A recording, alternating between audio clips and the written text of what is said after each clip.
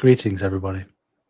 Welcome to No Limits, a PlayStation podcast.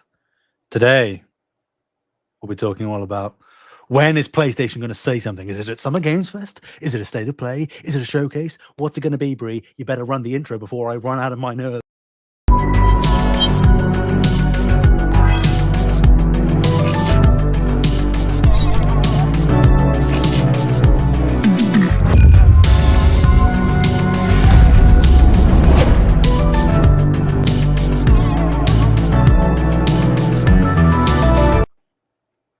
I'm calm.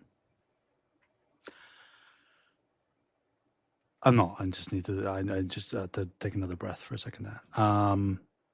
Where was I? Where are we? What day is it? Who am I? Oh yes, I'm Sam. I'm joined by my dear co-host Brianna. Taylor is on his sabbatical. You know, the 5 snake bites that did do him in. So wish him all the best in his recovery. They did get him all in the groin area though. So yeah. Well, the thing is we also told him to stop asking the snakes to bite him. He's a sadist. He's just, you know, I get it. You know, whatever floats your boat. But those were big snakes. Yeah, they were. Snake eater, some may say. You're listening to No Limits, a PlayStation podcast. Remember that you can find the video version of this podcast over on youtube.com/SaveTheGameMedia every Tuesday. While you're over there, make sure to subscribe to the channel. But if you'd rather listen to us on audio, we are also on all of your favorite podcast services and would love it if you could leave us a review, preferably 5 stars. It helps us grow, and we, of course, would love any and all feedback, as long as it's good. If you want to support and get early access to all Save the Game Media content, you can head over to patreon.com/SaveTheGameMedia and choose the tier that is right for you, just like our current patrons did. Thank you to Alpaca Tom, Fabulous Brianna, Brianna's mum, Nikolai at Night, Brendan Myers, Marcus O'Neill, Lillian, David Hotwright, Dave Harp, the Xbox Expansion Pass, Lena Barrow, Silkenit, Rick Davis, and Todd Hoekstra. Please also join us in the Discord. We have very good, civil, fun discussions. The link to all of the above is in the show notes. Bree, we had a break last week. We were going to wait and see if Taylor could recover from the snake bites, but obviously that's looking increasingly unlikely. So a preemptive rest in peace to my guy. It was a pleasure. How are you doing? What have you been playing recently? Tackle those in any order. Okay. I am doing well. I'm a little tired. I had my sleep schedule under control for a very brief period of time. And since it's all gone downhill from there, so classic. Trying to get it back under control, but sometimes I'm busy reading a book, and sometimes it's 3 a.m. Yep. So tired but good. I've been playing Blueprints a very minimal amount. I was able to get one of the sigils. Okay. I don't know how far you are. And I know what you're referring to. Yeah. So I was like, there's another big puzzle past where and now he knows. So I actually found one of the sigils and was able to unlock the thingy. Cool. So only 7 more to go. I think that's all I've been playing recently. Mostly just been reading. Had a really horrible experience with a fan fiction, Sam.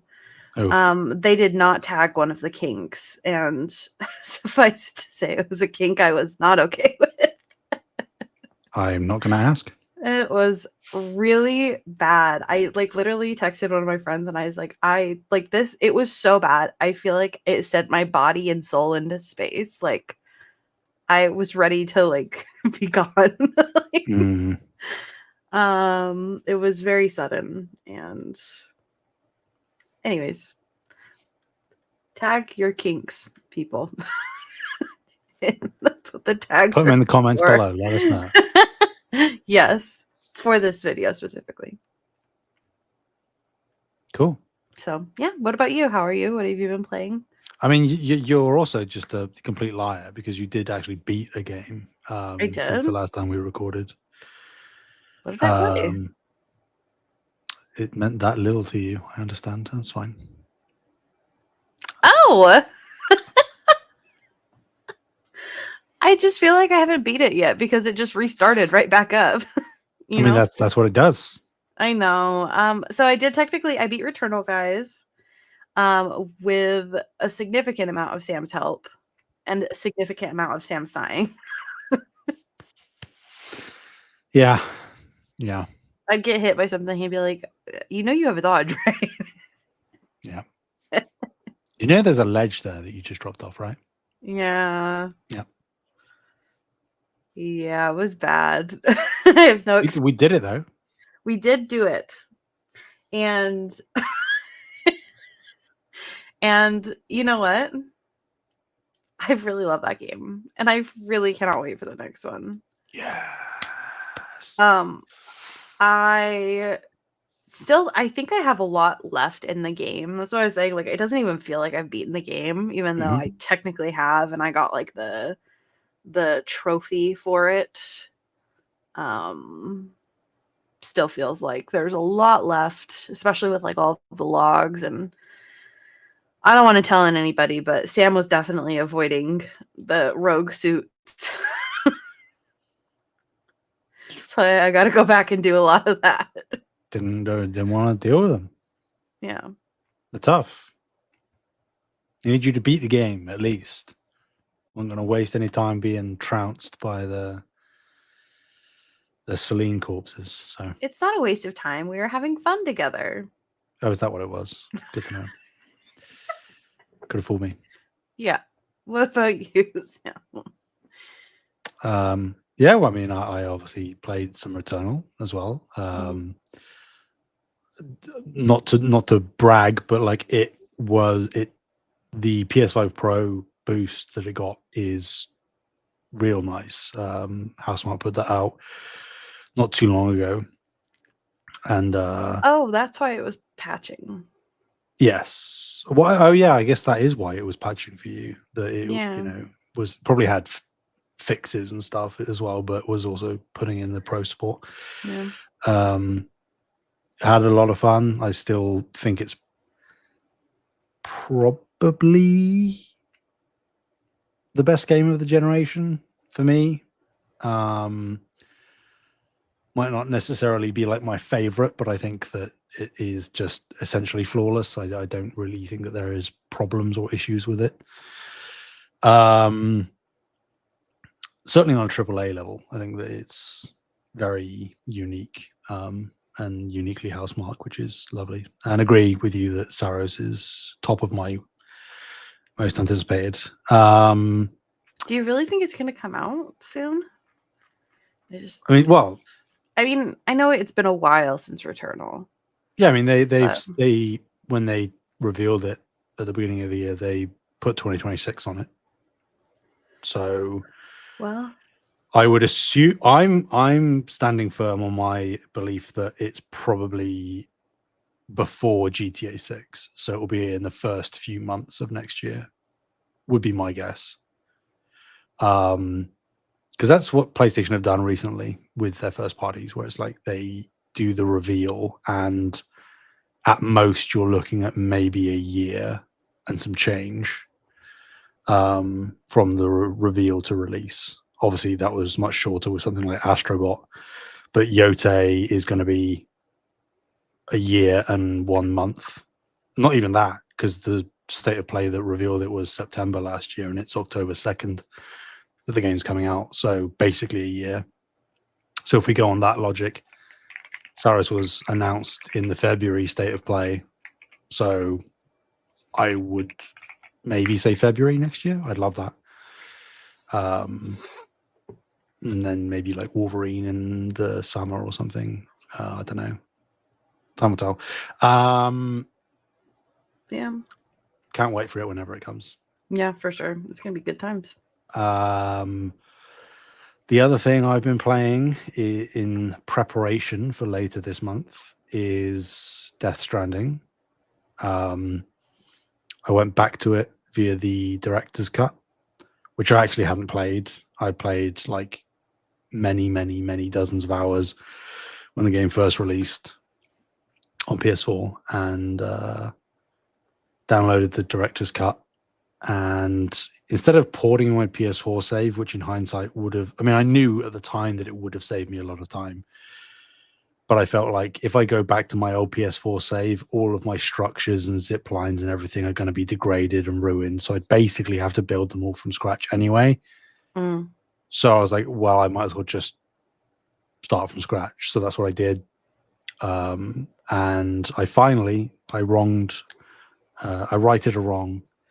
So I have the platinum in Death Stranding now, which feels right. Can't believe it took so long. I know. It is the one real sort of blemish on my track record of major first and second party PlayStation games. Yeah. And if I was going to do it at any point, it would sort of have to be now, because when Death Stranding 2 comes out, I imagine that in retrospect, it will make Death Stranding 1 feel a lot clunkier and a lot worse, because Death Stranding 2 will just be an improvement. So I was like, I don't really want to go back and have my opinion soured. So I did that, loved it, still think it's very, very special. And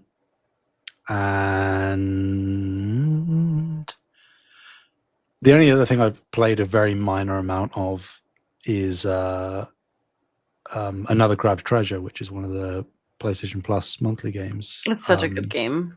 Yeah, I just wanted to boot it up, and pretty much straight after platinum Death Stranding, I was like, I kind of just want to dive into something that isn't like mindless, but is just very different.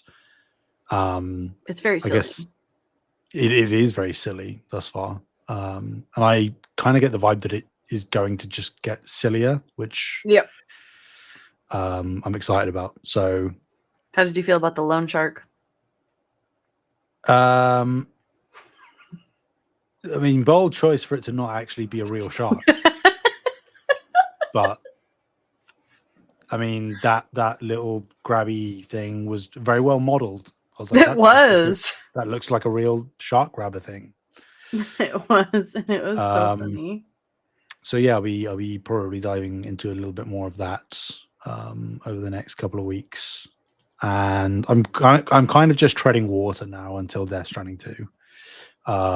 Like this morning, actually, I got in my digital deluxe pre-order because the early access they got me, Bree. You know, I'm a hypocrite, and I'm also that means I'm going to have to get a physical copy later down the line. But for how special Death Stranding is to me, I'm like, I can't wait 48 hours with how chronically online I am and my job, you know, the attention I have to pay to these things. Like, I'm going to get stuff spoiled. So I don't want to do that. And yeah, it's going to be a tough couple of weeks. But it's 23 days from day of recording. I can't believe it's so soon. I know. Wild times. Mm-hmm. And not that it's game related, but I'm not going to have a point to bring it up if I don't mention it now. I got my little Astro Nendoroid thing. He's so cute. Oh my god. Yeah. So he's my little desk companion now. It's your little guy. I just got a new little guy too. It has nothing to do with PlayStation though, so it's just a little guy. I mean, that's a cute little guy. He is. He's a very cute little guy. I was very excited when I got him. Yeah, so that's all I've been playing, and I'm doing all right. Bit tired, hay fever meltdown, but the cup of tea, it's already helping. I said before we started recording. I just want to clarify for people, that speak normal English, it means allergies.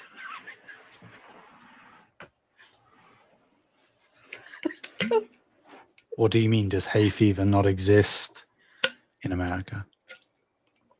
Some people say it, but I think it's more of like a regional thing. No, sorry, that's right. Americans need everything dumbed down. You know.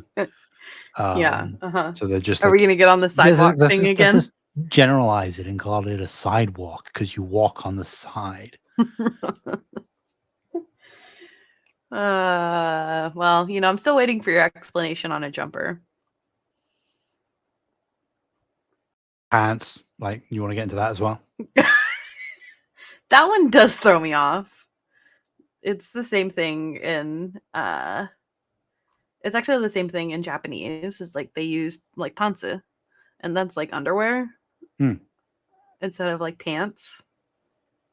It doesn't make any sense. I don't understand, for real, like not messing with you. I don't understand where that like crossover happened and where that miscommunication happened, where a lot of the world calls like pants means underwear, and then in America pants means like trousers. So what happened was an Englishman who's obviously far more intellectual was probably referencing pants and then pointed. But the American went, oh, he's pointing at the clothes. So that's what pants means. Rather than getting the insinuation that it was the underwear beneath it that he was calling pants. That's probably the most logical conclusion that I could surmise. Yeah. It's a weird one, though. Yeah. Yeah. Americans are weird. I don't know if you know. Newsflash. Yeah. No, I do know. Newsflash. There's probably a lot more stuff we've yet to uncover. I dread to think. Why is it called a boot? Because we're not doing this. Oh, okay. So when you don't have answers. Okay. Why is it called a trunk? At least it's better than a boot. A boot goes on your foot. Yes, that's right. Because it definitely looks more like the trunk of an elephant than. I don't think it's referring to a trunk of an elephant. I think it's more of like a treasure trunk kind of thing, like a container. Well, okay, but then you've misnamed that as well because it's a treasure chest. There are treasure chests, but there's also like trunks, like a trunk at the end of the bed. A chest. Because then we're getting back to the pants thing, because trunks are a kind of pants. Swimming trunks. Yeah, that is true. We do call them swimming trunks. So how does that make any sense? How does any of English make any sense? True. Well, there's not too much news. I mean, we had the break last week, but still there isn't that much news. Mm-hmm. We are in that period of the year where everything is sort of being preserved for the next couple of weeks going into Summer Games Fest. Xbox has their showcase in a week's time, I think, and PlayStation is having something at some point. But we'll recap some of the news from last week quickly. And I've just, the way I wrote the show notes is essentially we're going to burn through stuff and then just get to a more casual conversation about what we are expecting this month to look like in terms of announcements, reveals, what is PlayStation going to talk about or not. And yeah, see where the conversation takes us. So to get through the stuff, unless you've been living under a rock, you probably know that right now, what began on May 28th is the annual Days of Play sale for PlayStation. So it's running from May 28th up to June 11th. So you've got 10 days from time of recording, a little less than that if you're listening to this when this goes live on YouTube, etc. But you still got a week at least to action on anything that you want to pick up. There are many discounts, so we're not going to read through all of them. But in terms of the hardware, just to give you a general overview, you have PS5 consoles in the US and Canada. Call of Duty Black Ops 6 bundle is available starting at $399 USD. I think that goes up to $450 for the physical, the disc drive edition. In regions like Europe and Asia, the PS5 console digital and standard starts at €399. That's £340 for us here in the UK. And then that again goes up to around $450/400. And there is a blanket $50 off of the PS5 Pro. And in terms of accessories, $50 USD off of PSVR 2 and the Core of the Mountain bundle, $30 USD off of the Pulse Explorer earbuds, $30 USD off of the DualSense Edge, $20 USD off of the Access controller and the DualSenses, and then various PS5 game discounts, both first and second/third party. So you can access the Days of Play sale through a dedicated tab on the PS Store on your PS5 or online. So have a browse. You'll probably find something that you were at least mildly interested in. Whether it's discounted enough for you to pick it up, that's up to you. But yeah, they are doing a sale, Bree. I don't know if you heard this. I didn't. Xbox raised their console prices. I definitely did not hear that. Yeah. Yeah, that is breaking news. That was not a talking point at all over the past month or so. I mean, I know that this is a limited time sale, but Sony certainly isn't beholden to doing these. It's not like they have an obligation to third-party partners like they would for a state of play. Like, these sales are entirely off of their, it's their own prerogative to do these things. Yeah. So I think I'm not going to go as far as to say like it's goodwill to the consumer that they're still doing it, but it is surprising. And I think that, not to kiss their ass, they do deserve commendation for doing it despite not only the financial situation globally in general, but also the leeway that both Nintendo and Xbox have given them in terms of raising prices. I think that is it's a good thing. Like, there's no getting around it.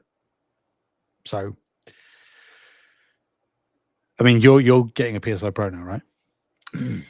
I thought about it for a very brief second, but I don't think I would get one unless there was like a special edition. Like if they were like, here's a Soros PS5 Pro. Yeah. I'd be like, yeah, damn, okay, I'll get that. So yeah, but they don't do those anymore. I mean, they might do like console covers. Yeah, the plates. Yeah, but even I don't then, think they will. Like they did them for Spider-Man, but yeah, they haven't done them for anything else. Like Ragnarok didn't get any, Helldivers didn't get any, Astro didn't get any. So it'll be interesting to see. Like, if you're going to do one, Spider-Man obviously makes the most sense, but it does make sense to do Spider-Man. I also would like to have more, but I understand that they're just like, we're not doing this. I don't know. You know what? It's just occurred to me thinking about it. This makes too much sense. Sony, anybody at Sony, if you're listening, you can take this for free. Oh, actually, God. no, I royalties, please, for the idea. Some credit. You know what would make tons of sense? Is Wolverine. Right? Sure. Do console covers for Wolverine again, because it's like in the vein of Spider-Man, very, very popular, inevitably going to sell quite well. Sure. But also PS5 Pro. has the 3 slits in the Yeah, side just of it, make them the 3 scratches. the 3 claw marks. Yeah, I mean that seems. I mean, they're probably still not going to do it, but that seems like such a home run. Mm-hmm. Like that, your console is specifically catered to having something that already has 3 claw marks that you can't cover up Mm-hmm. running down the sides of it. So, hey, if it does happen, bookmark this moment, come back to it. I'm claiming victory. It's definitely not something they could have thought of themselves. Exactly. I don't know whether you heard of this, but everybody at Sony is brain dead, just completely dumb. You know, Oh my god. they have no idea what they're doing. Sure. Uh, An Xbox yeah, person has infiltrated. Hey, you said it, not me. You know, you fired the shot. That's I have not endorsed that. Maybe I would, but I am not Sure. endorsing. Is there anything in the sale that you are picking up? I mean, obviously, probably not hardware wise, but games. Anything you've seen? No, I didn't make eye contact with Nine Souls, which I do own on my on my PC, obviously. Mm. I did make eye contact with that, but I don't know. It feels silly to restart the game when I haven't. Here's my dilemma with Nine Souls, and it's actually why Okay. I haven't played more of it. Is I want to play it on my PlayStation, but I already have gotten pretty far on my PC. So I feel stuck because it's like if I buy it on the PlayStation, then I have to replay a bunch of the game, Mm. you know? But I Yeah. want to play it on my PlayStation. I don't know. Haven't made a decision yet. It's not an urgent decision, so. Damn cross save not being a standard thing. So yeah, that's 30% off. The one I keep getting notifications on is like Eternights. I can't remember. Yeah, Eternights. Yeah, that's 60% off. The game that you talked about forever ago, Carrion, is $5 right now, so it's 75% off. Mm. And then Cocoon is 40% off. So those are the ones that are on sale in my list. But That's pretty good for carrying, but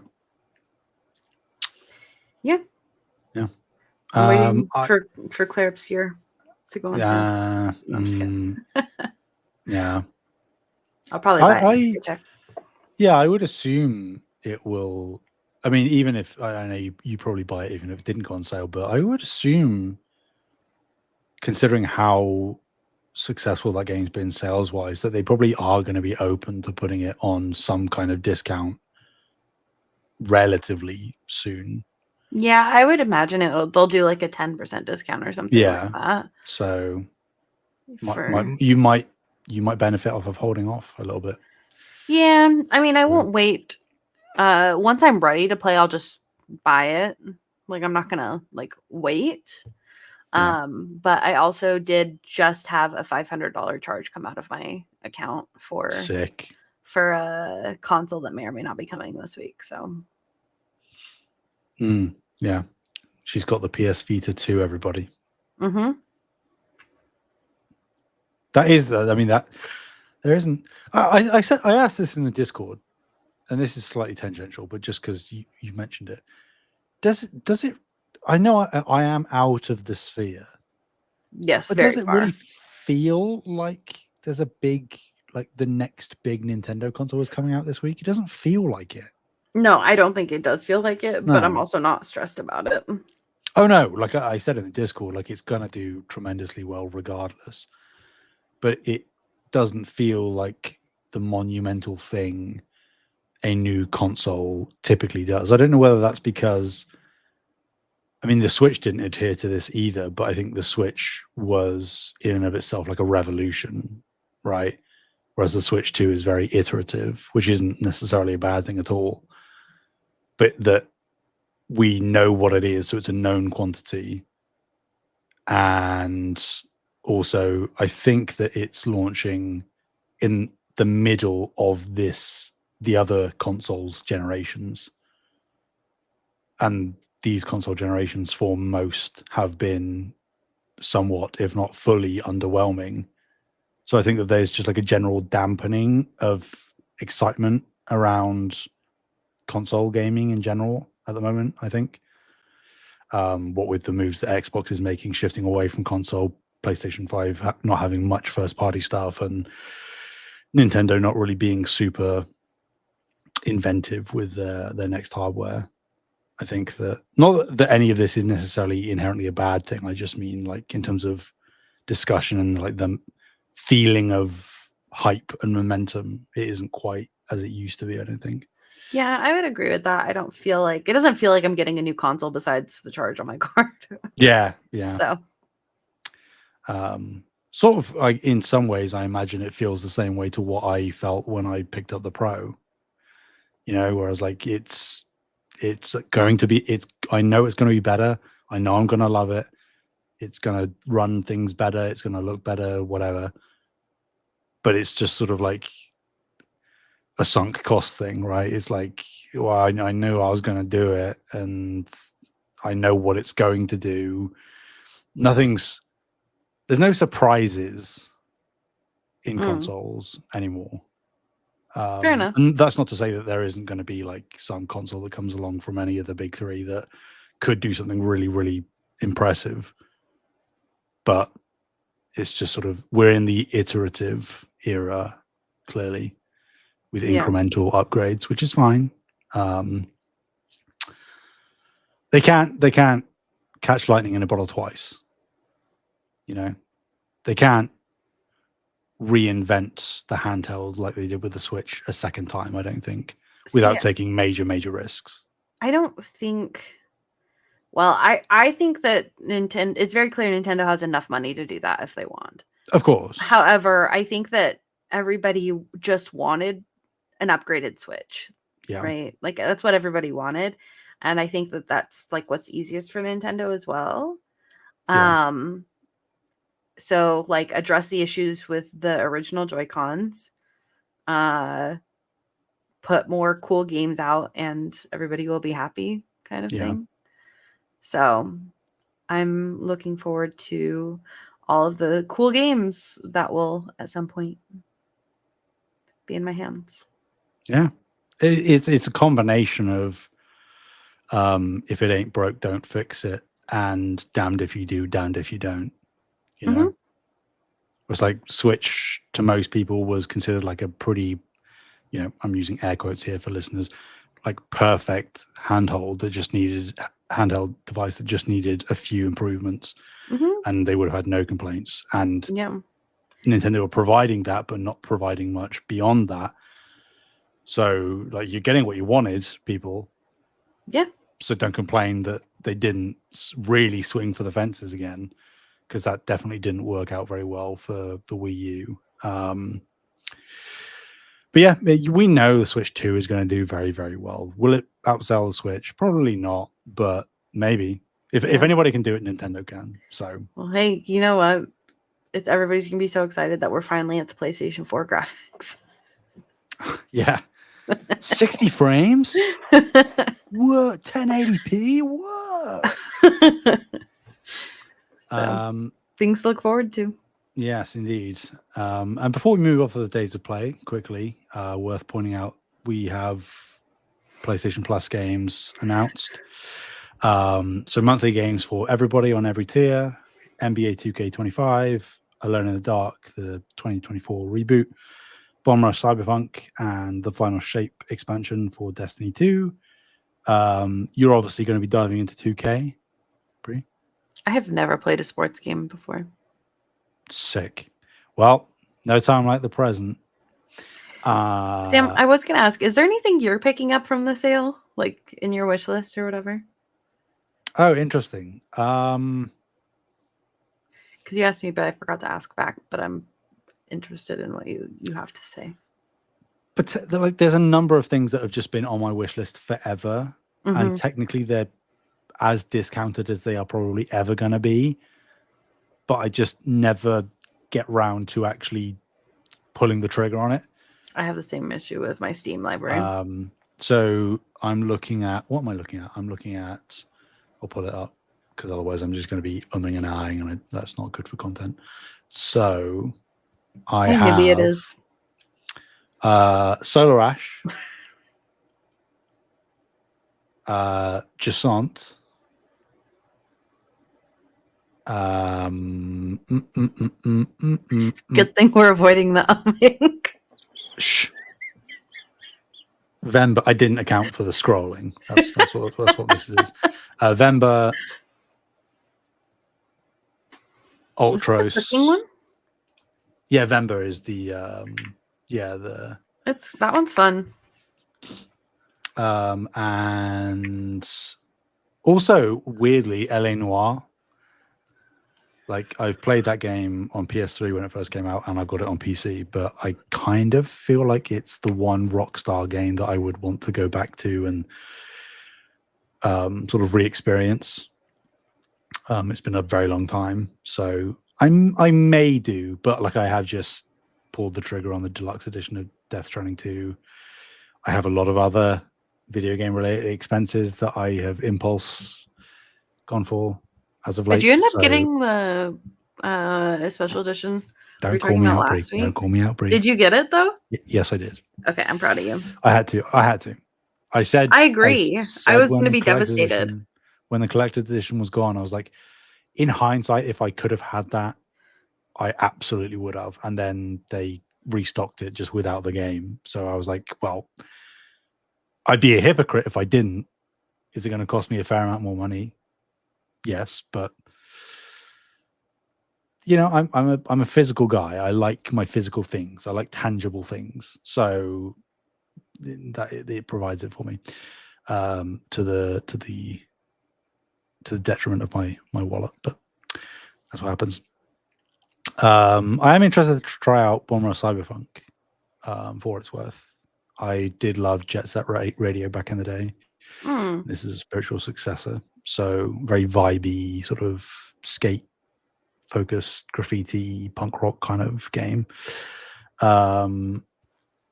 Also, as part of the Days of Play celebration, they have additional games on top of what will be the monthly catalog refresh. They've put more games into the catalog early. So those are, like I just mentioned at the start of the show, another Crab's Treasure, which is available right now. Skull and Bones, which will be available June 2nd. You can skip that one, everyone. Don't worry about that one. Destiny 2 Legacy Collection, which is on June 4th. And then Grand Theft Auto 3 Definitive Edition is June 10th. So those are in addition. We'll get the monthly update probably within the next week, to see what those are. Hopefully it's good, to sort of supplement this, because this is a pretty strong month already.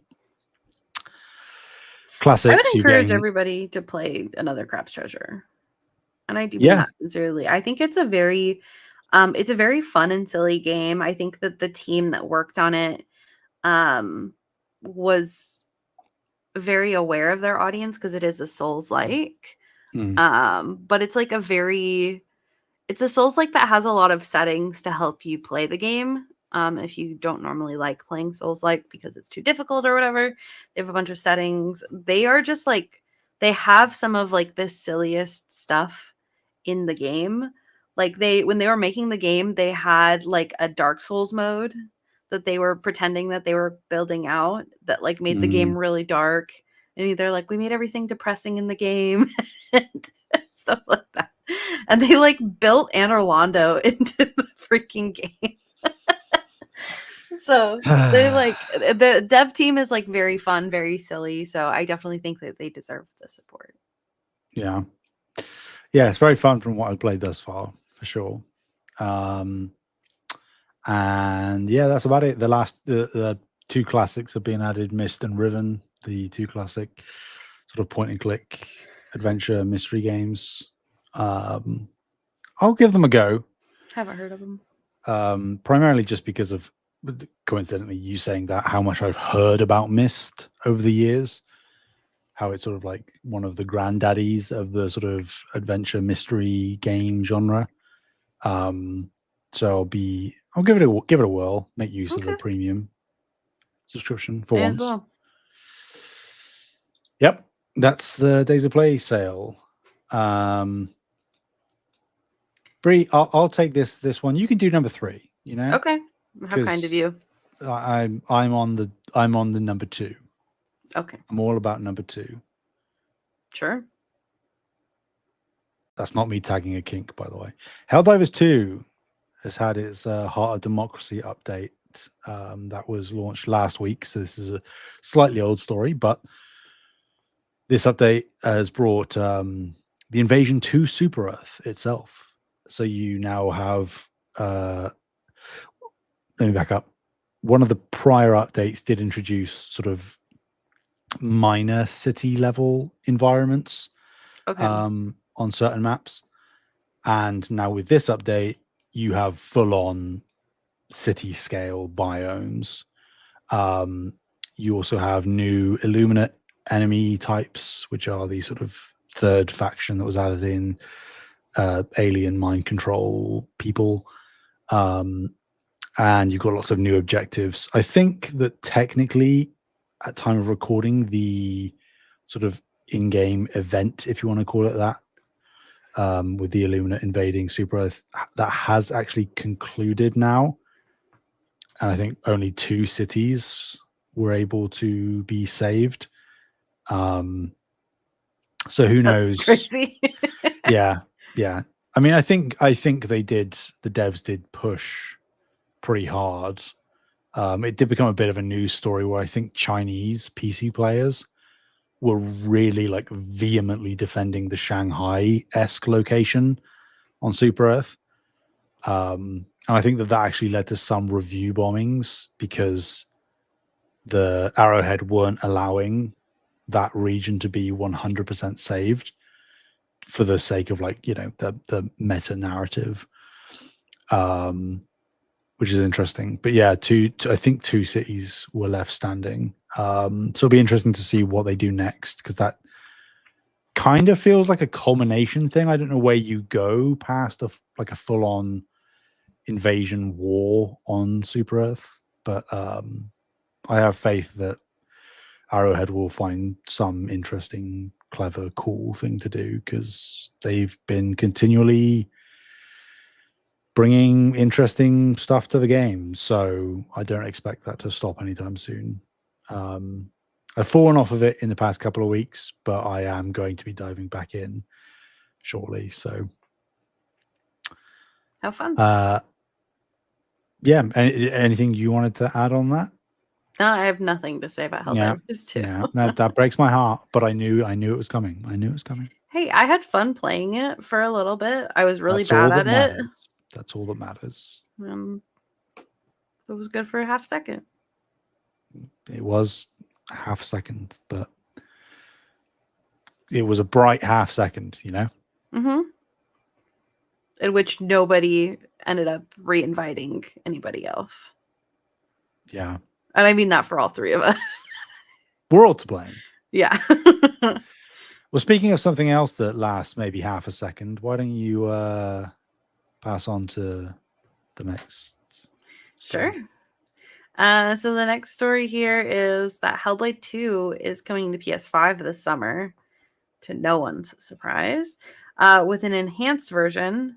This was announced on Ninja Theory's Twitter via an anniversary celebration video. PS5 version was confirmed for, quote, this summer, so no specific date, and promised to share more details soon. Senua's Saga Hellblade 2 arrives optimized for PlayStation 5 and PlayStation 5 Pro enhanced, with added features and immersive haptic feedback for ways to experience the award-winning and critically acclaimed next chapter of Senua's story, end quote. The updated features will be available for free to existing Xbox and PC players where relevant, and a physical version of from limited run games also seems highly likely, according to Sam. Yeah.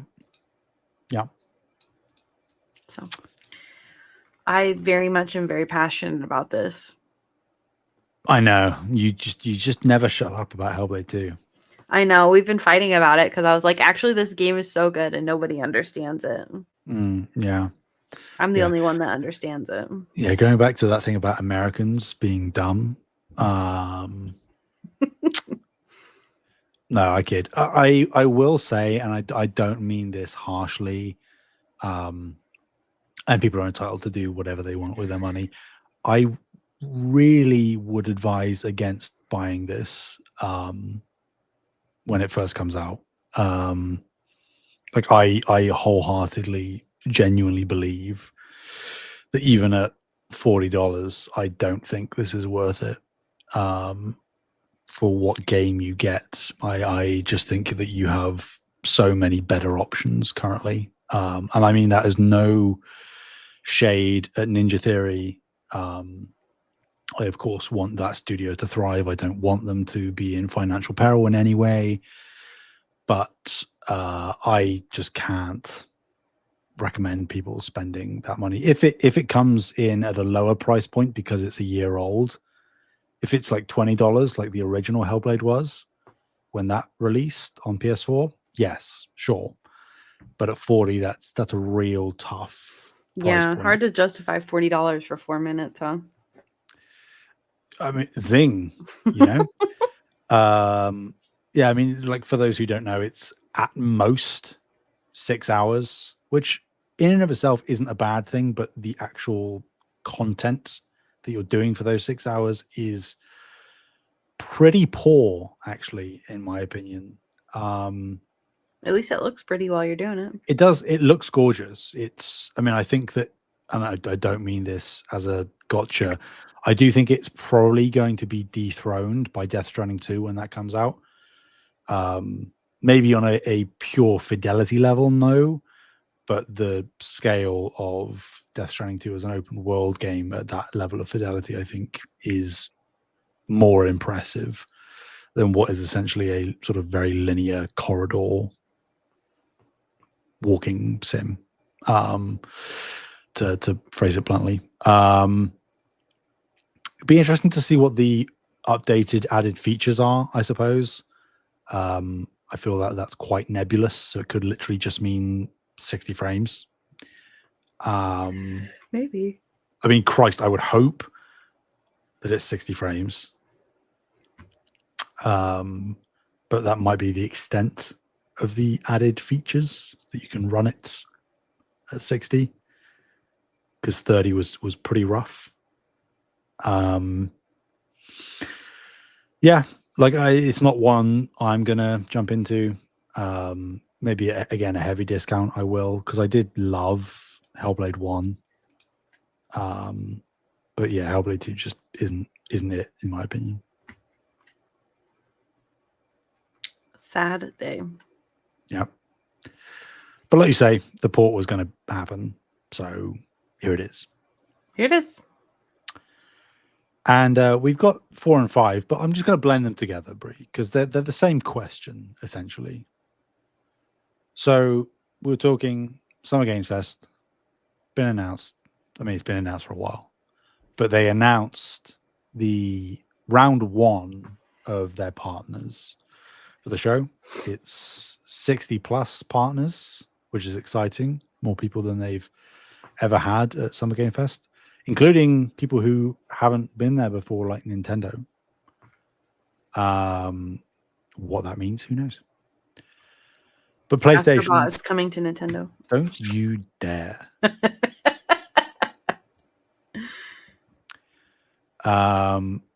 Although, to be fair, like we've had this discussion before. I think obviously Astro would be like a killer on Nintendo. It would be so incredible.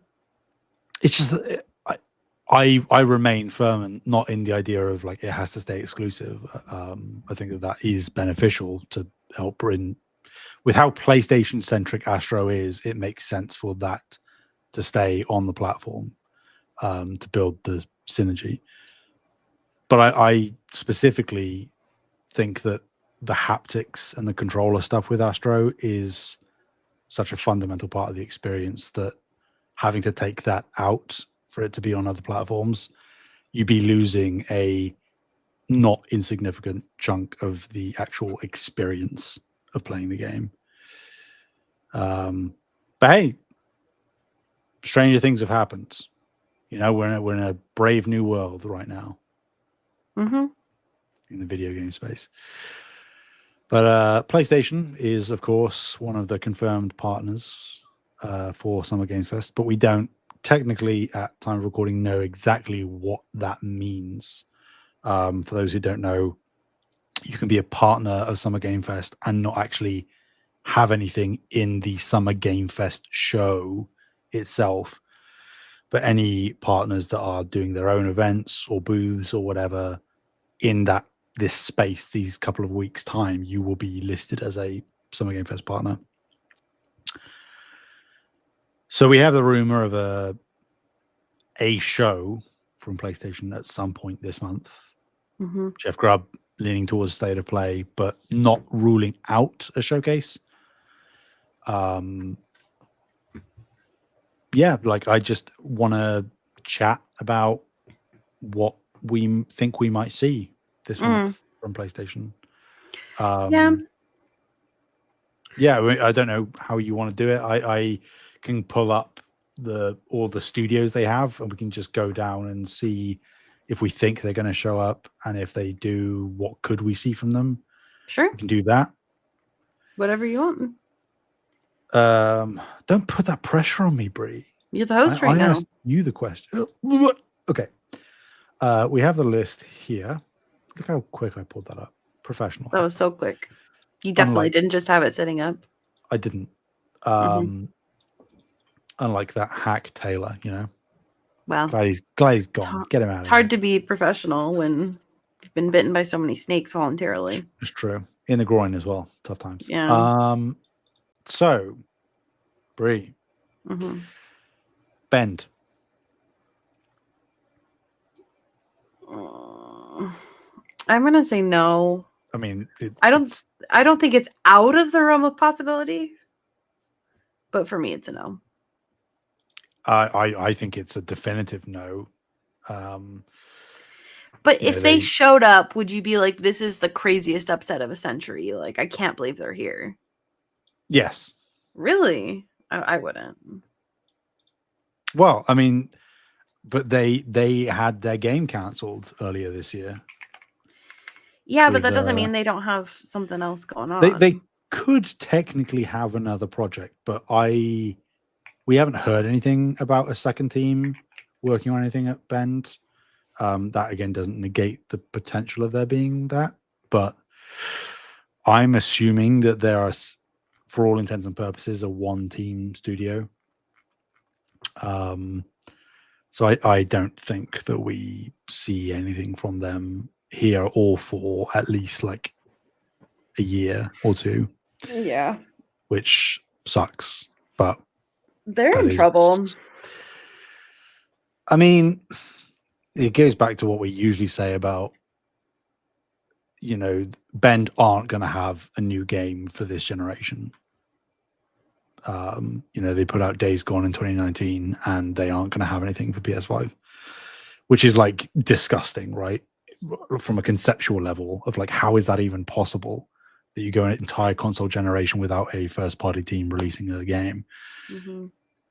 But the flip side, the alternative, is that they did put out whatever live service thing they were working on and it really didn't succeed. And Days Gone, critically underwhelmed, sold all right, but didn't do it well enough critically for a sequel. And then if their live service came out and underwhelmed, I think we would be like guaranteed saying goodbye to Bend.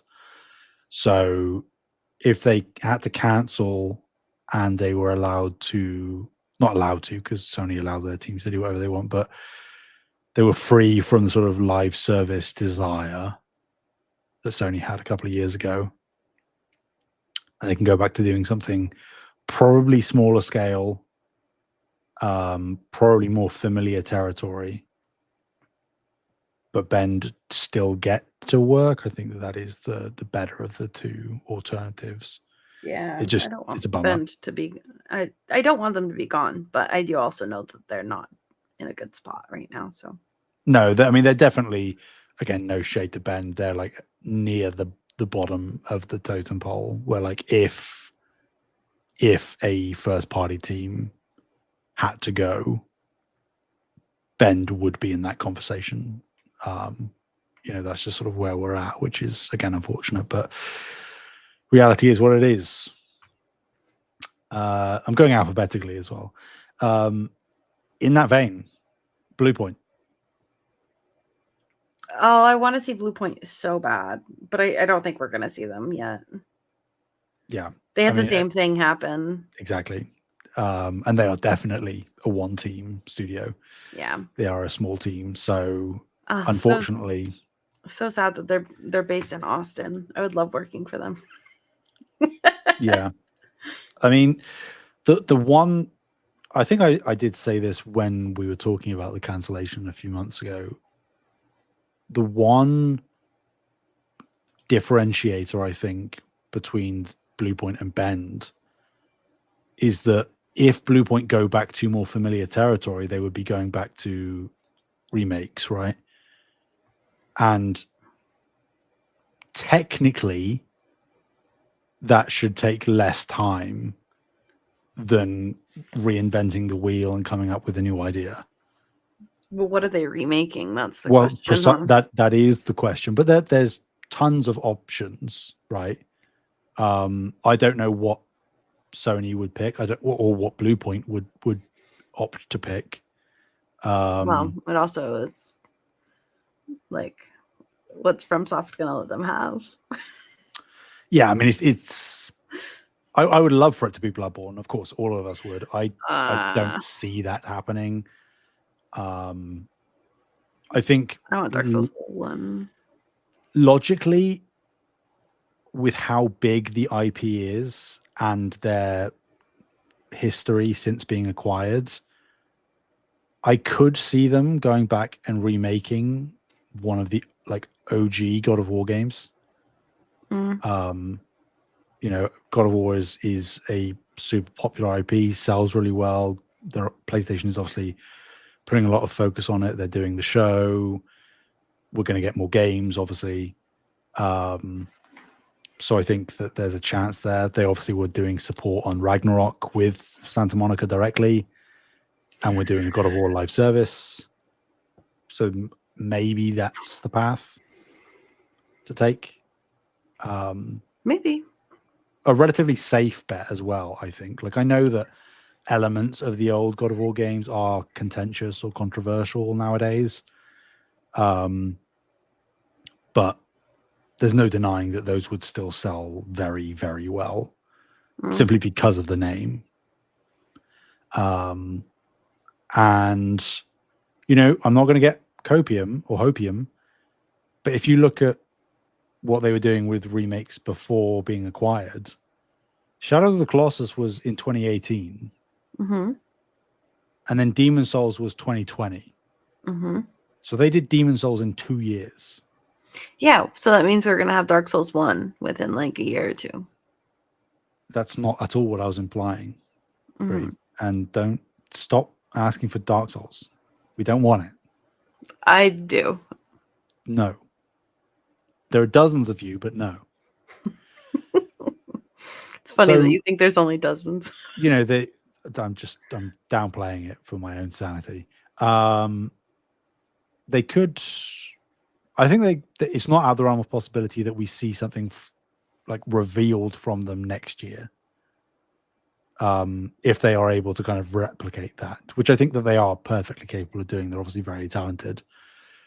So depending on whether they, after the cancellation, immediately like pitched something more familiar to them, a remake, and that got greenlit, I think there is a chance that we do get another game from them this generation, which I think is out of the question for Bend,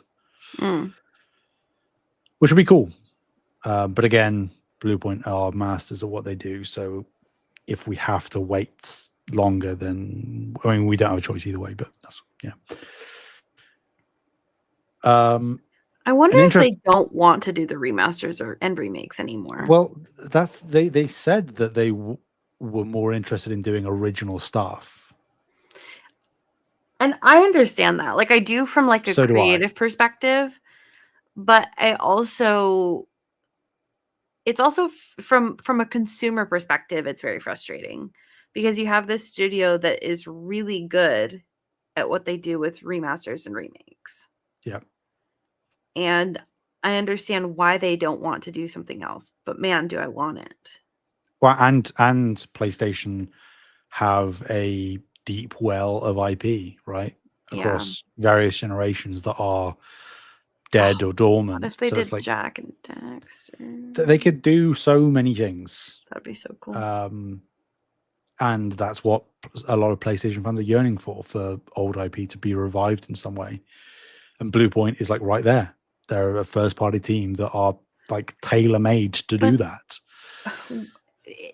What's like just for sake of like Bluepoint, like that's like what PlayStation acquired them for, right? Pretty much, you would assume so. So do you think they have an obligation to continue doing remasters and remakes? I don't think they have an obligation because, again, from my understanding, and I think this is widely accepted amongst people in the know, PlayStation are very laissez-faire with their studios. They let the studios do what they want. Obviously, if there is an internal initiative like the live service thing, the studios might feel incentivized internally to pitch a live service, which is what a lot of these teams did. And then Sony wanting live service go, oh yeah, that sounds good. We'll have that. It's not a mandate from Sony downwards. So I think that Bluepoint would still be allowed leeway if they wanted to do something. But I would say, even if there is that desire to do something original at Bluepoint, I would probably encourage them, at least for right now, in a very sort of shaky time in the industry, I would go back to what you can do very well. And what you can do very well in a, again, probably truncated development time comparative to new IP, where you can guarantee your studio safety. And that's not to fearmonger or anything, but like, if you can play it safe for the time being, so you stick around until everything is in a more stable spot, hopefully, then you can start taking the creative risks. But I think with how everything has gone over the past few years, now isn't the time to get overly fancy and off the wall, I don't think. Yeah, my thing is like, and I don't think it necessarily has to be Bluepoint, but I do think that I would really love a studio that really was just remasters and remakes. Yeah. Because then it would be like, because we trust Bluepoint, right? Like we've seen how good they've done with these other things. Whereas like some remasters and remakes haven't been great. Yeah. So it's like, I would rather there be a studio, whether it's Bluepoint or somebody else, a studio that is dedicated to like the remasters and remakes of like those old IP, at least until we have a lot of this stuff caught up. Because I would argue that like stuff from like kind of PS3, but mostly like PS2 and earlier, those are like really what we're talking about, where it's like those games were so old that the technology isn't there for them to be like to hold up, right? Whereas like I think Demon Souls, if I were to try and play Demon Souls in like the new, like the remastered version, right?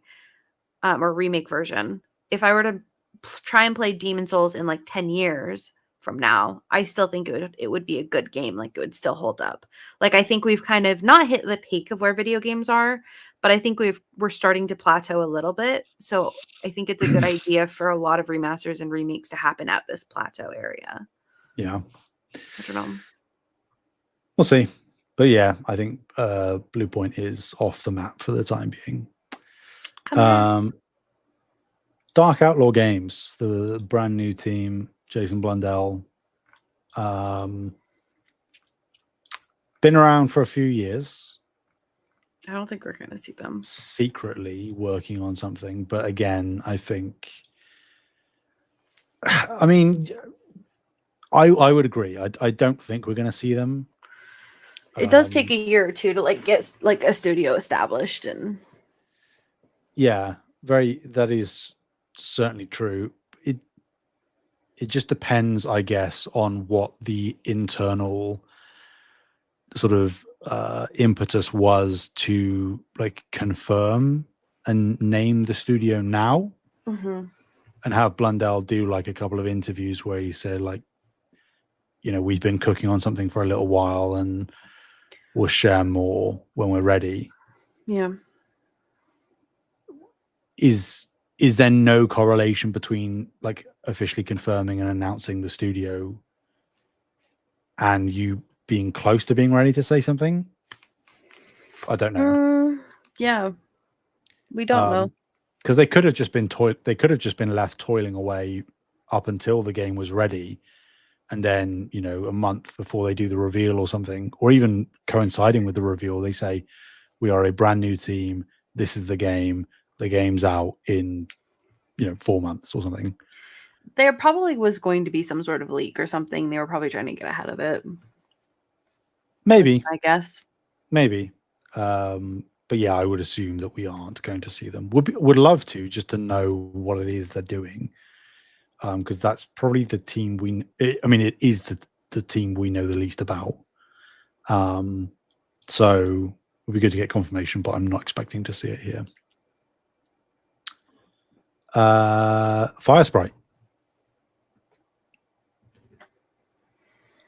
This is a wild card, in my opinion. They're working on the. We don't know. Okay. Okay. I mean, the last thing they did was the Call of the Mountain VR game. Everything we've heard is that they are doing let me get this right, a dark narrative horror game. Ooh. So everybody has been surmising for a while that they're doing this. Might dampen for sure not hearing excitement. from them. People are surmising that this is a sequel to Until Dawn. Yeah, so if they're doing a horror game, a lot of the times people like to release horror games around October, and Sony already has that blocked off for this year. Yeah. So I don't think it'll be something that they're releasing this year, hence I don't think they're going to announce this year. I would agree. Gorilla.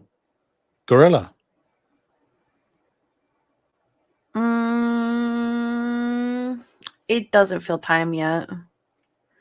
I hate to say it. It just doesn't feel time for another Horizon yet. You know what I'm going to say? I'm going to say yes. Yeah, you just hopium. I'm going to say we hear from Gorilla this month, but it's not Horizon 3. It's the Horizon Online game. The Horizon Hunter. The Monster Hunter version. I am looking forward to that game. I know you're on the fence on that one. Yeah. I'm more open to it than basic Monster Hunter just because of the IP, which I think is what Sony are banking on, right? That Monster Hunter is obviously a very big franchise in and of itself and that kind of type of game. But in addition to the Horizon IP, which sells very well for PlayStation in general, merging those two seems like a very solid idea. Like they for sure shouldn't be releasing it this year. We just have that new Monster Hunter, and like there's still a lot of content coming out for it. So I think they need to not fully clear out of the way for Monster Hunter, but like I think give that Monster Hunter space, because right now I don't think a lot of Monster Hunter fans, which is part of what they're banking on, I don't think a lot of Monster Hunter fans are going to want to jump just yet. That's the difficult thing. Like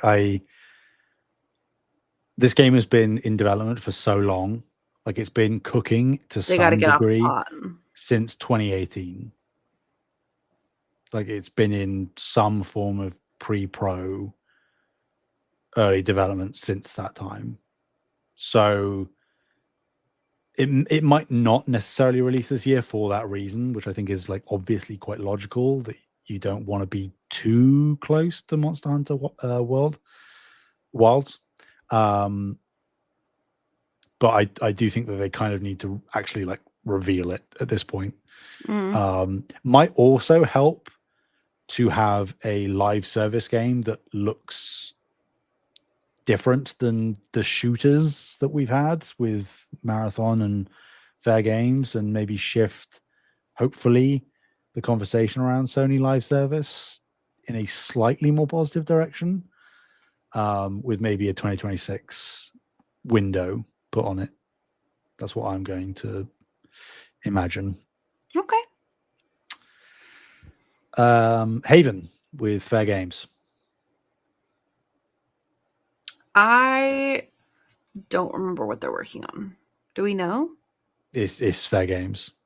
Oh, with Fair Games. You literally just said. My brain did not process. That's fine. It's not like most people remember what Fair Games is anyway. Let's be honest. Yeah, we have to see Fair Games. If we don't, and what sucks saying that too is that people don't want to see any more of Fair Games right now. Yeah. Or probably ever, but I think they have to show it. They have to do something to try and sell this game. I don't know, man. I don't know. Because the rumor was that it was meant to be this year. Got pushed back to early 26. Now they're going to run GTA. And Jade Raymond left the studio, recently. Oh, yeah, I remember that. But again, this game hasn't been cancelled, so you have to talk about it at some point. I feel it would be ill-advised to show it right now. I know it's not correlated, but this hot off of the Marathon stuff, I feel like you'd be doing this game maybe a bit of disservice. But I wouldn't be surprised to see it. I don't think they should, but I think that there is a relatively high chance that we do see something of it. What are the chances that this is launched and then canceled? I mean, they can't have another Concord. So I think if the winds are blowing in a negative direction continually over the next, 4 or 5 months, I think they pull the plug. Yeah? Yeah. Because I think that as bad as that is, releasing it and then having to delist it and refund everyone and have it being labeled as one of the worst failures in live service history is worse than just taking the PR beat of, Sony have cancelled another live service. Because at least at that point, it's just the stain of, they cancelled another live service that they didn't release because they didn't believe in it. Whereas, how long until they learn their lesson on the live service stuff, you think? I mean, they've learned it. Like the lesson and it's just too late. Yeah, I mean, we're just, because of the amount of stuff they greenlit, we are just on the tail end of all of that stuff. The only upside is that, I mean, Bungie will always do live service stuff. That's what they do. So Marathon won't be the end for them. Like Destiny 3 will probably happen at some point, and that will be live service. But in terms of the other studios, like what's left? Horizon Online, Fair Games.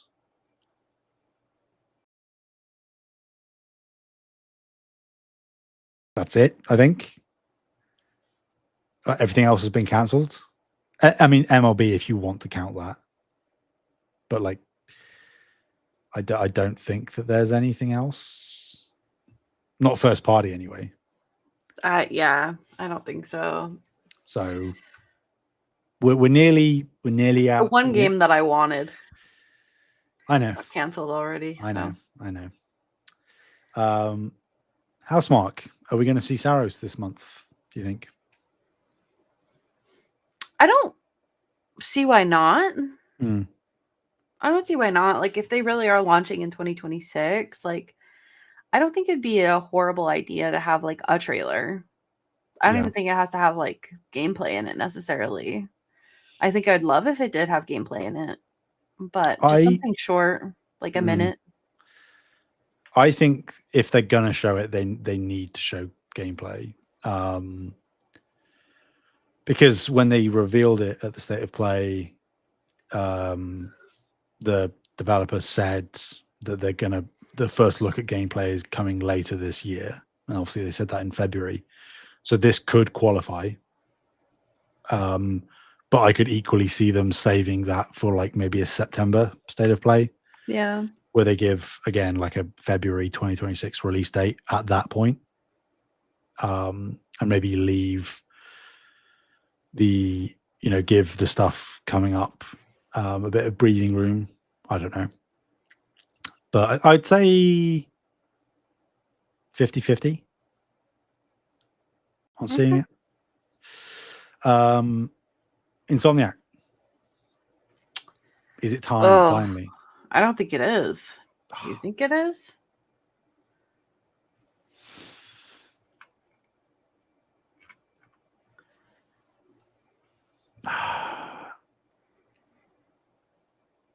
I feel like it has to be, but there is a part of me deep down that feels that you're right, that it isn't the right time. I don't think we'll see them until next year at the earliest. I don't know, man. You have to remember they also show stuff like they show stuff and then they like blow their load, right? Like they got like months in between. They're like, hey, here's our game, it's ready. And doesn't feel like it's going to be happening right now. Yeah, I just think the difference is that they already blew the initial loads 4 years ago with Wolverine. Where like if Wolverine was, say, at a state of play early next year as the first reveal that we'd ever seen of it, and then they're like, oh, and by the way, in August it's out, we'd be like, holy, But the cat's out of the bag. So I kind of feel like, especially with the hack and everything, Insomniac has been quiet for longer than they've ever been. Yeah, but why would they want to break the silence if it's like a comfortable silence for them, Well, that's the thing. I don't know that it is a comfortable silence. I think that we've reached a point where people are, not that this is necessarily one-to-one, but you just saw EA cancelling the Black Panther game because of licensing fees and things like that. Wolverine has been MIA for over 4 years. And I feel like Insomniac have done stuff with Jeff Keighley before.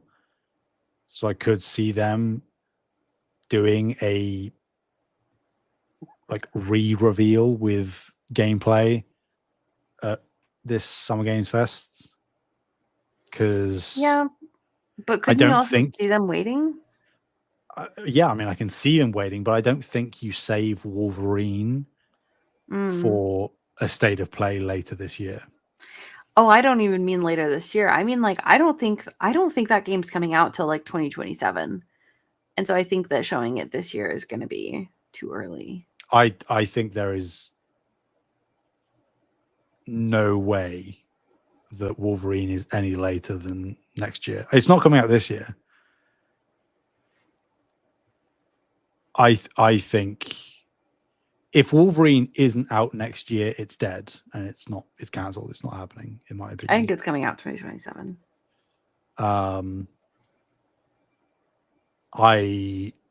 Because what else does Insomniac have? And not that I'm saying that the precedent that Insomniac have set in terms of their cadence of releases needs to be adhered to, but they are a studio that just do that inherently, where they're just continually pumping stuff out. Games in varying genres and IP of a consistent high quality. And the last thing we got from them was 2 years ago. Yeah. Maybe they'll do a Spider-Verse game. They cancelled that. Maybe they'll do a Spider-Verse game. They cancelled that. Sam, let me believe. No, I can't, because it's dead. There's Spider-Man 2099. There's video leaked of it, and it's dead. So like the only way I see Wolverine being later than 2026 is if the Venom thing is real still and it's coming out beforehand. That just feels so weird to me because, like, let's say, well, actually, if Venom came out later this year Which I don't think it would. But, or early next year, mm-hmm. then I think that I could see them doing Wolverine in 2027. But releasing like back to back, like 2026 and 2027, feels weird. They've done it before. I know they have, but it still feels weird. Miles Morales was 2020. Ratchet and Clank Rift Apart 2021. Game nobody's historically ever heard of. That's just wrong. And I won't allow you to slander it like that. Yeah, like again, it's one of those things where Sony has so much to talk about. It's just when are the games coming, which dictates when they're going to talk about them. How confident are they? Like that, they have to talk about Fair Games, but if Fair Games is next year, is it time to talk about it right now? And also, do they want to talk about it right now with all of the debacle going on with Concord and now Marathon? I don't know. Wolverine was announced 4 years ago, so really it's time to talk like right. It was time to talk about it last year, and they haven't. Yeah. But then the hack is obviously factoring in. They've had some trouble because they lost creative directors and things like that. But like, if they don't talk about it, what do they have to talk about? Maybe the answer is nothing, but I can't see that after all this time, they still have nothing to talk about. So again, I think it's 50-50 on Insomniac having something to talk about. Whether it's Wolverine, whether it's Venom, if that is a thing, I think it's 50-50 on them saying something. Okay. Guess we'll see. Next. Media Molecule. I think too early. Where the hell is Media Molecule? I think we're close. I think we hear from them next year. What year was Dreams released? Dreams came out in 2020, right? Because it was at the end of PS4. Really? It feels like it came out way before that. Hold on. Release date. I mean, it might have had like early access things going on Game. and like betas and. Wow, February 2020. That's crazy. Yeah. It's crazy to me that game died so fast then. I mean, it technically didn't die so fast because they just kept it on life support for I know, years. but I know they kept it on life support. What I'm saying is like the way that people were acting with Dreams was like it had been out for like 15 years. And like, you know, I don't know. Mm-hmm. Weird. Anyways, I don't think it's time. Yeah. I do think they're close to being able to reveal something, not necessarily. Well, there's a pretty big gap between like Dreams and their previous game, right? I think it was like it just said like 2014 to 2020, I think. Yeah. So 2026 would be the year that it would come out. So maybe they'll show next year. Yeah, particularly because like they are working on a game, you know, not like a tool set like Dreams was. Yeah. Do you think they're gonna go back to the Little Big Planet? No. Okay. I think hoping not. I don't think there's any need for Little Big Planet now when you've got Astro. Like you don't need another kid-friendly mascot. I think they'd just be competing. See, here's my worry though, because that's like kind of what Media Molecule's like historic game releases are. Mm-hmm. Even Dreams was kind of not like for kids straight necessarily, but kind of was also that kind of childlike exploration and wonder. So like, are they going to release a game and then everybody's just going to compare it to Astrobot? Yes. And they're going to be like, this is garbage. Hopefully not that second part. And like, there's no doubt that it will be in the vein of like a kid-friendly, probably a platformer, but that's fine. I think that if it's a new IP, I mean, you could do Little Big Planet or something with Sackboy again, but Sackboy: A Big Adventure came out 2020, and like that didn't light the world on fire as like a solo thing detached kind of from Little Big Planet. Yeah. It was specifically a platformer. So I think that they just do something new, have another studio alongside Asobi that does the more creative, smaller games. You know, that's what Media Molecule is. They're very artsy. So I think something like a Tearaway, where it still does have the creativity and the, you know, creation elements involved, but is a more traditional, smaller scope game, I think is where Media Molecule shine the best. So guess we'll see. Yep, but probably not this year. Yep. Naughty Dog, no. I want to see. So do but I. I don't think we're going. Like if I just feel like I know nothing about Intergalactic. If Intergalactic is 2027, as Jason Schreier said, again, it's too early, I think, to show. You might as well do a big blowout this time next year. We could technically, depending on how far along it is, see whatever the second project is that Naughty Dog have that's been in the works for at least 3 years. If that is a smaller-ish game, there's conflicting reports on how big it is. But if it is more in the scale of a Lost Legacy, Lost Legacy took them like a year and a half, 2 years to make. So who knows? I would love like a Last of Us Lost Legacy. Yeah. I mean, Druckmann said that they did have the idea of a Tommy-focused side story, didn't they? Yeah, I would also really love to see somebody completely unrelated. I cannot remember the characters' names, but in the first game, there's those characters that you follow through like the letters and stuff. Oh, I just for real can't remember their names right now. Ish, is it? Was it Ish? That sounds right. Yeah, the security guard, right? Yeah, like I think like something like that would be really interesting, where it's like we're actually getting to see like what happened. Mm-hmm. Yeah, that could be cool. But unlikely. I'd say maybe like 15% chance we see Naughty Dog. Definitely not Intergalactic, but maybe the second project. Okay. Not holding my breath though. Not many more really. Nix is obviously they do PC ports. Polyphony, not time for Gran Turismo. They're still doing GT7. I don't expect them to do anything other than Gran Turismo mainline installments. So they're off the board, in my opinion. San Diego, MLB, I guess, right?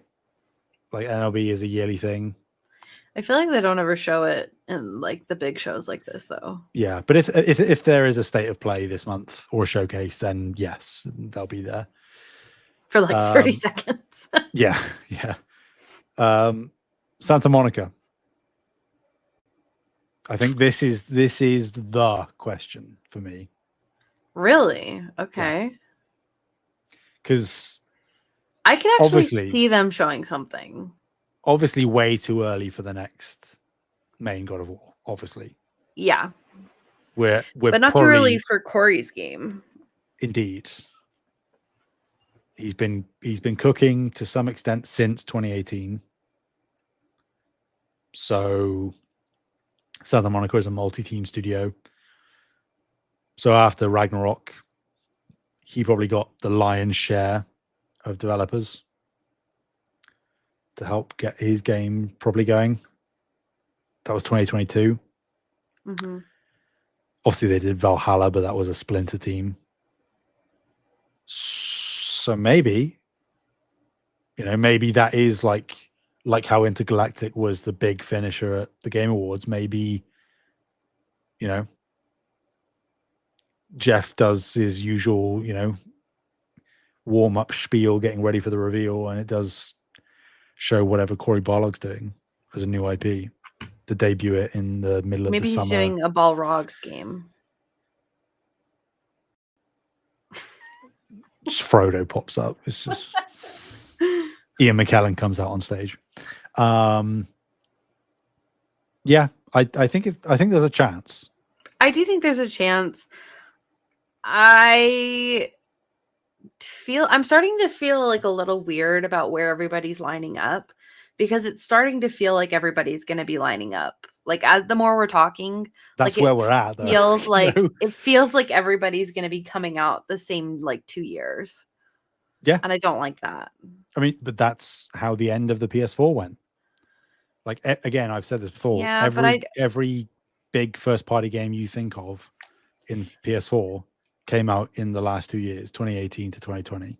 that is true, but like we also keep saying, like, if you're going to delay a bunch of stuff like this, like the way Sony has been, if you're not going to say anything for years, then you need to make it worth the time. Like, you need to make it not worth like everybody's coming out right this time. I mean, like, if you're planning on getting everybody on a schedule where it's like there's big stuff coming out once a year, or like twice a year, or whatever you want like the schedule to be, like, you need to actually commit to that. Sure. Like, I will be so upset if all of that time where they were just not saying anything forever is wasted. Yeah. But I think that the cadence is going to pick up like quite considerably from this year onwards. Until when, though? Well, and until Because PS6.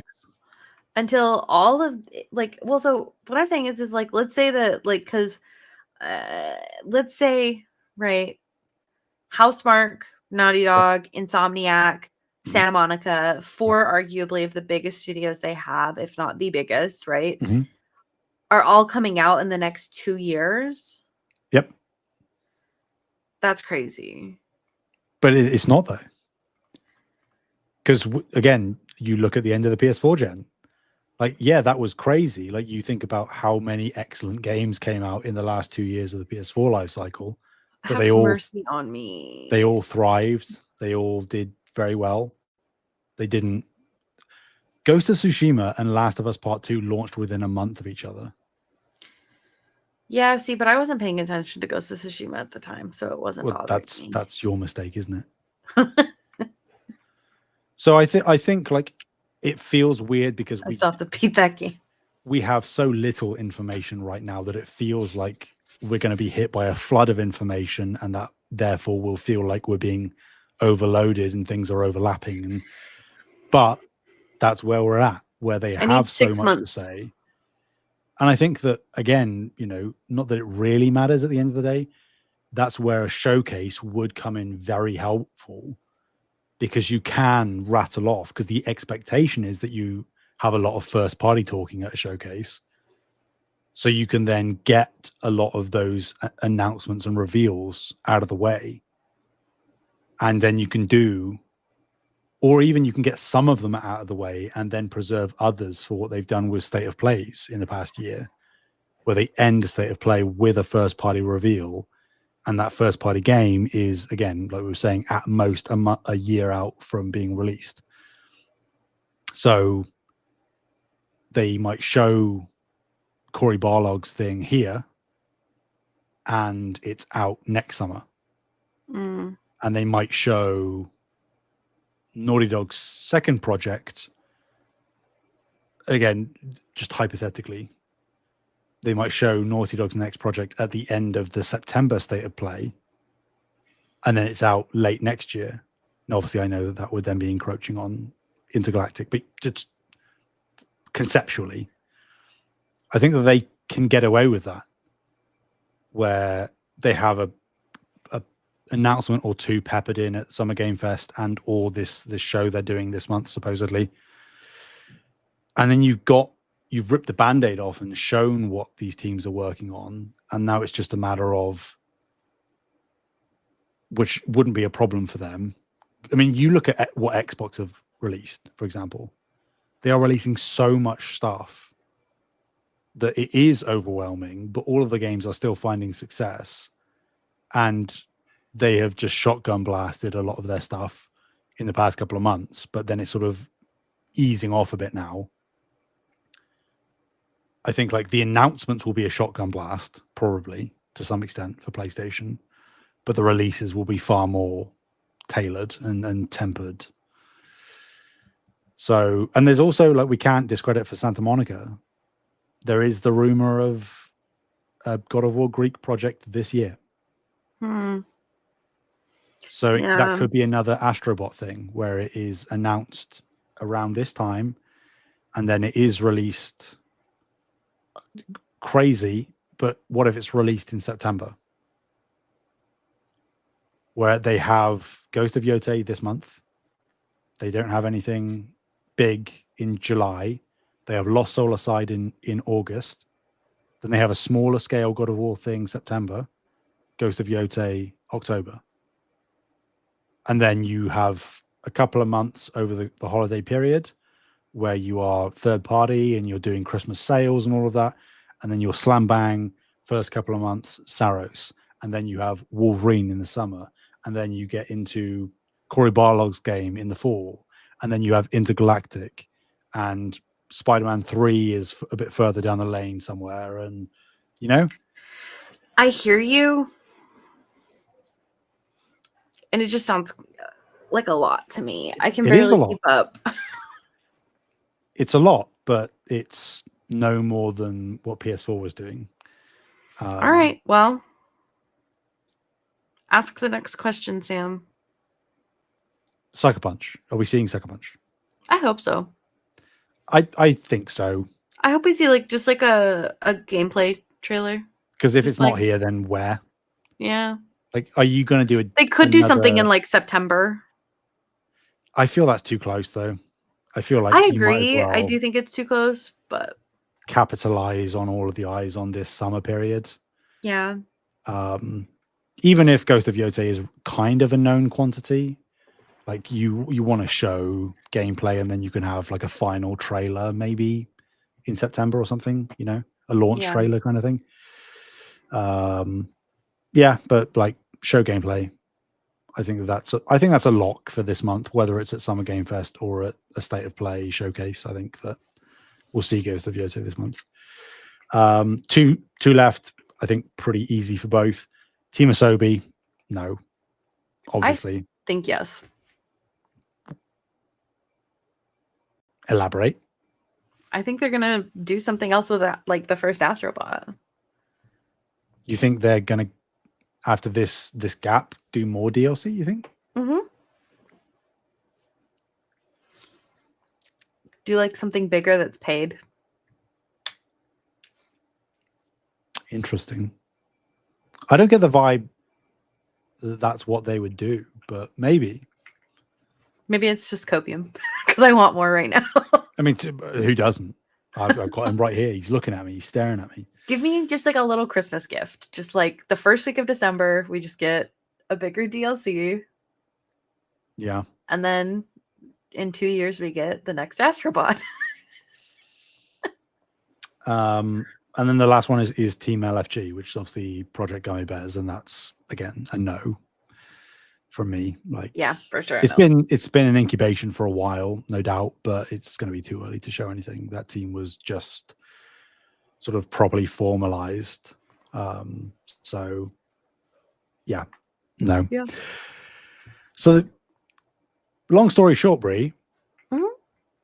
There is actually a pretty high chance that we hear a decent amount. We're obviously not going to hear about all of these things, but there's a high chance that between Summer Game Fest, which PlayStation usually gives Jeff 1 or 2 things, mm-hmm. alongside that and a State of Play where they would have at least one first-party thing right at the end, mm-hmm. we're going to hear about 2 or 3 things this month, which is exciting. It is exciting. Hopefully at least one of those is a new thing. I'd be very disappointed if all we got this month was, oh, here's the launch trailer for Death Stranding 2, and here's a bit of gameplay from Ghost of Yotei. Like, I love both of things, obviously, but we need more than that. I think I would be disappointed, but I wouldn't be surprised. Yeah, that's a good way of putting it. So Yeah, that was a fun little hypothetical. Mm-hmm. We could be proven. We probably will be proven wrong almost immediately. Mm-hmm. Every game at Sony is cancelled. You heard it here first. All of them. Mm-hmm. Every single one. Intergalactic, bye bye. Yeah. Wolverine, bye bye. Mm-hmm. Saros is also dead. Sorry. Okay, I don't accept that one. Oh, that's where you draw the line. That's where I draw the line. Yeah, fair enough. Yeah, a bolster recording today to make up for, I guess, the lack of a show last week. Hopefully, people have enjoyed listening in. So, Hopefully. We're gonna have to talk about Last of Us at some point. We will tackle that because I have some thoughts. I'm not surprised. But in the meantime, thank you so much for listening, everybody. As mentioned at the top of the show, you can find us on YouTube at Save the Game Media. And don't forget to check out the Discord if you want to hang out. All those links are in the description. Come have a good time. We've got a nice community here. But Bree, where can people find you? You can find me at Fabulous Brianna, FABULAST BREANNA. Love to see it. And people can find me anywhere and everywhere at Sam Heaney, HEANEY. Mm-hmm. People can find Taylor in a hospital bed, I think, recovering from those snake bites. We wish him all the best. Keep him in your prayers, people. I mean, we did tell him to go to a hospital, but do you think he actually went? Well, I mean, it depends on whether Scott gave him the green light, you know, like, yeah, Scott is I get the vibe, you know, I never said it to him in person. I feel like Scott's pretty controlling, you know, let's get that. I do get that vibe, but yeah. I also get the vibe that Taylor likes that. I mean, hey, again, whatever floats your boat. But until next time, everybody, take it easy. Have a good week.